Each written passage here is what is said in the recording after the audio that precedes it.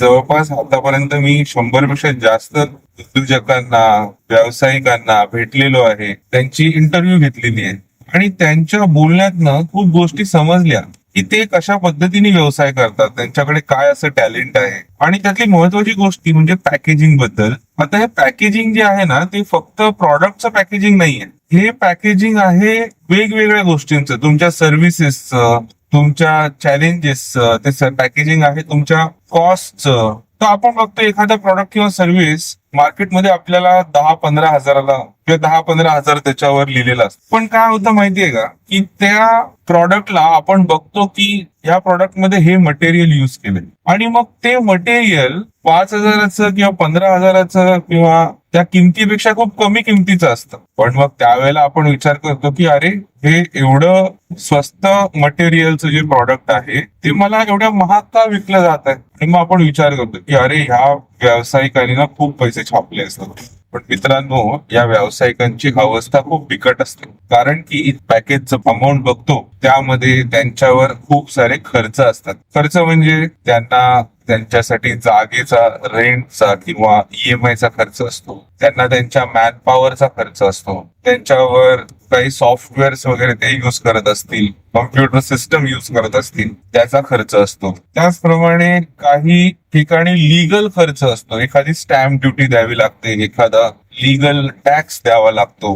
आणि मग अशा पद्धतीने हे सर्व होत असताना काही काही अचानक खर्च येतात. फॉर एक्झाम्पल, एखाद्या ठिकाणी मालचा ट्रान्सपोर्ट करायचा असतो. त्या ट्रान्सपोर्ट करताना तो माल इन्शुरन्स त्याच्यावर करावा लागतो. म्हणजे अशा खूप साऱ्या गोष्टी त्या व्यावसायिकांनी तुम्हाला ती सर्व्हिस किंवा ते प्रॉडक्ट उपलब्ध करून देण्यासाठी अगोदरच केलेलं असतं आणि कदाचित त्यालाच व्यवसाय म्हणतात. आणि ही ह्या एज्युकेशनच्या फील्डमध्ये असल्यामुळे खूप जणांचं काउन्सिलिंग करण्याची, समजवण्याची मला संधी मिळते. आणि तेव्हा मी बघतो की ह्या सर्व व्यावसायिकांची जी टीम आहे, ती टीम सुद्धा त्यांच्यासोबत खूप जोमाने काम करत असते. पण कधी कधी काहीतरी त्यांना सुद्धा नवीन हवं असतं, म्हणून काही व्यावसायिकांच्या टीमला मी मार्गदर्शन सुद्धा करतो. पण त्यावेळेला जे इंटरॅक्शन होतं ना, तेव्हा असं कळतं की आपल्याला जर आयुष्यात किंवा आपल्या कंपनीला जर आयुष्यात मोठं करायचं असेल, एक चांगल्या पद्धतीचं कम्युनिकेशन तुमच्या ग्राहकांपर्यंत केलं पाहिजे. एक असं संवाद तुम्ही म्हणू शकता किंवा माहितीचं आदान प्रदान तुम्ही म्हणू शकता, ते तुम्ही तुमच्या ग्राहकांपर्यंत केलं पाहिजे. की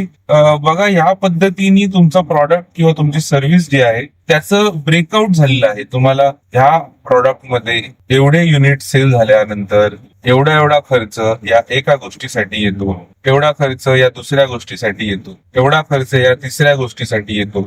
आणि जर हे खर्च मी नाही केले एक उद्योजक म्हणून किंवा एक व्यावसायिक म्हणून, तर त्या प्रॉडक्टला, त्या सर्व्हिसेसला, त्या अमाऊंटला तो व्यावसायिक, तो उद्योजक तुम्हाला डिलिव्हरच करू शकणार नाही. त्यामुळे खूप सारे ग्राहक असं म्हणतात की आम्हाला तुमची प्रॉडक्ट, तुमची सर्व्हिस काही परवडत नाही किंवा ती अमाऊंट खूप जास्त वाटते. पण जर तुम्ही ती गोष्ट बायफर्गेशन करून, पार्ट करून जर करायला घेतली किंवा त्याच्यातलं आयटमाइज्ड कंडिशन जर तुम्ही बघितले, तर तुम्हाला एवढंच कळेल की जर त्या उद्योजकांनी ती गोष्ट तेवढ्या प्रॉडक्टला, त्या पर्टिक्युलर सर्व्हिसला तेवढ्या अमाऊंट चार्ज करण्याची जर त्यांनी व्हॅल्यू ठेवलेली आहे, तर ती व्हॅल्यू त्या प्रॉडक्ट आणि सर्व्हिसेसला एकत्र करून डिलिव्हर करण्याची आहे. ती फक्त त्या मटेरियलची किंमत नाहीये मित्रांनो. मटेरियल तुम्हाला 50 रुपये किलो पण मिळेल, पण त्याच मटेरियलच्या डिझाईन पासून बनलेलं एखादं कंपोनंट, ज्यामुळे पूर्ण मशीन चालतं, ते कंपोनंट कदाचित 2 लाख रुपयाला विकू शकतो. तर आपण असं नाही म्हणणार की 10 ग्रॅमचं ते प्लास्टिक आहे, ते तू 10 रुपयाला दे.